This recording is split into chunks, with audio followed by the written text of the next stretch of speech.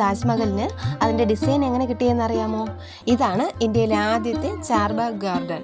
ഹുമയൂൺസ് ടോംബിനകത്ത് തന്നെയാണ് യുനെസ്കോയുടെ ഈ പൈതൃക കേന്ദ്രവും. ഭാര്യ ഭർത്താവിന് വേണ്ടി പണിത ഹുമയൂൺ ടോംബിൻ്റെ വിസ്മയകരമായ ചരിത്രം നിങ്ങൾ കേട്ടിട്ടുണ്ടോ?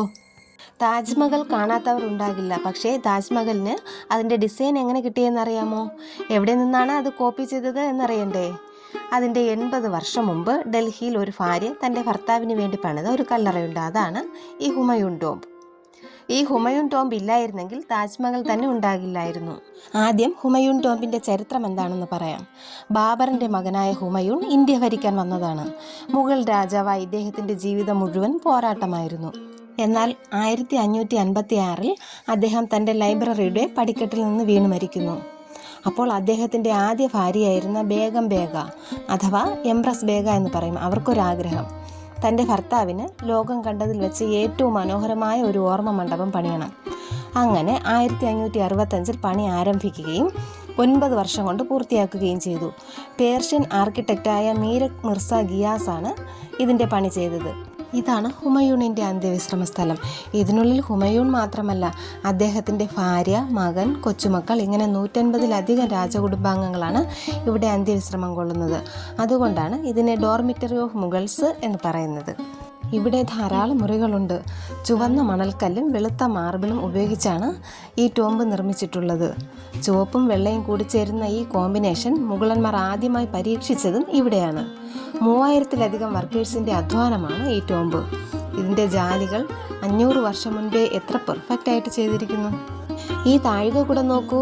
ഇതിന് 42.5 മീറ്റർ ഉയരമുണ്ട്. ഇതാണ് ഇന്ത്യയിലെ ആദ്യത്തെ ഡബിൾ ഡോം. പുറത്തുനിന്ന് നോക്കുമ്പോൾ വലുതായി തോന്നിക്കാനും അകത്ത് കയറുമ്പോൾ ചെറുതായി തോന്നിക്കാനും വേണ്ടി ഉണ്ടാക്കിയ സൂത്രമാണിത്. ഇതേ സൂത്രം പിന്നീട് താജ്മഹലിലും ഉപയോഗിച്ചിട്ടുണ്ട്. ഇതാണ് ഇന്ത്യയിലെ ആദ്യത്തെ ചാർബാഗ് ഗാർഡൻ. സ്വർഗത്തിലെ പൂന്തോട്ടം എന്നാണ് ഇതിൻ്റെ അർത്ഥം. 30 ഏക്കറിലാണ് പൂന്തോട്ടം നിർമ്മിച്ചിട്ടുള്ളത്. നടുവിൽ കല്ലറ, ചുറ്റും 4ആയി തിരിച്ച പൂന്തോട്ടം, അതിൻ്റെ നടുവിൽ കൂടി ഒഴുകുന്ന ജലചാലുകൾ, പിന്നെ സമമിതിയായി വെട്ടിയൊതുക്കിയ പുൽത്തകിടിയും. താജ്മഹലിലും ഇതേ സ്റ്റൈലാണ് കോപ്പി ചെയ്തിട്ടുള്ളത്. ഹുമയൂൺ ടോംബിന് യുനെസ്കോ പദവി കിട്ടിയത് 1993-ലാണ്. ഇതിന് തൊട്ടടുത്ത് തന്നെയാണ് ഈസാ ഖാൻ്റെ കല്ലറയുള്ളത്. ഹുമയൂണിൻ്റെ കല്ലറയേക്കാൾ 20 വർഷം പഴക്കമുണ്ടിതിന്.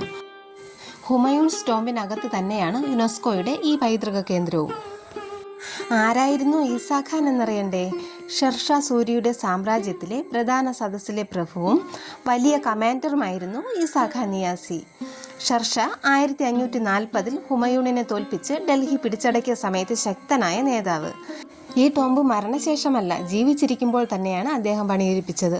അതുകൊണ്ട് തന്നെ ഇത് അപൂർവമാണ്. സ്വർഗത്തിൻ്റെ അഭയം എന്നാണ് ഇതിനെ വിശേഷിപ്പിക്കുന്നത്.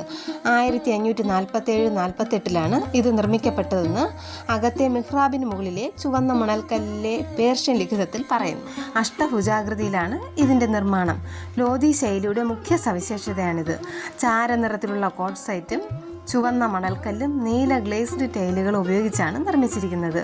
ചുറ്റും വരാന്തയാണ്, മുകളിൽ വലിയ താഴികക്കുടവും. ഇതിൻ്റെ അകത്ത് 6 കല്ലറകളുണ്ട്. നടുവിലത്തേതാണ് ഈസാ ഖാൻ്റേതാണെന്ന് കരുതപ്പെടുന്നത്. അതിന് എതിർവശത്തായി അതേ കാലത്ത് പണിത ഒരു പള്ളിയുണ്ട്, ഈസാ ഖാൻ മോസ്ക്. ഈസാ ഖാൻ ടോംബിൽ നിന്ന് പുറത്തേക്ക് പോകാനുള്ള കവാടമാണിത്. ചുറ്റിലും കോട്ടയാണ്. എത്ര മനോഹരമാണല്ലേ ഇതിൻ്റെ നിർമ്മിതി. ഇത് ഹുമയൂൺസ് ടോംബ് വേൾഡ് ഹെറിറ്റേജ് സൈറ്റ് മ്യൂസിയത്തിനുള്ളിലെ കാഴ്ചയാണ്. ഹുമയൂണിൻ്റെ ശവകുടീരത്തിൻ്റെയും അതിൻ്റെ ചുറ്റുമുള്ള പൂന്തോട്ടങ്ങളുടെയും വിശദമായ ഒരു ചെറിയ മാതൃകയാണിത്. ഈസാ ഖാൻ കോംപ്ലക്സിനുള്ളിലെ ഖനനത്തിൽ നിന്ന് കിട്ടിയ വസ്തുക്കളും പ്രദർശനത്തിലുണ്ട്. ഹുമയൂൺസ് ടോംബും ചാർബാഗ് ഗാർഡനും ഈസാ ഖാൻ ടോംബും ഇഷ്ടമായെങ്കിൽ ചാനലൊന്ന് സബ്സ്ക്രൈബ് ചെയ്യണേ.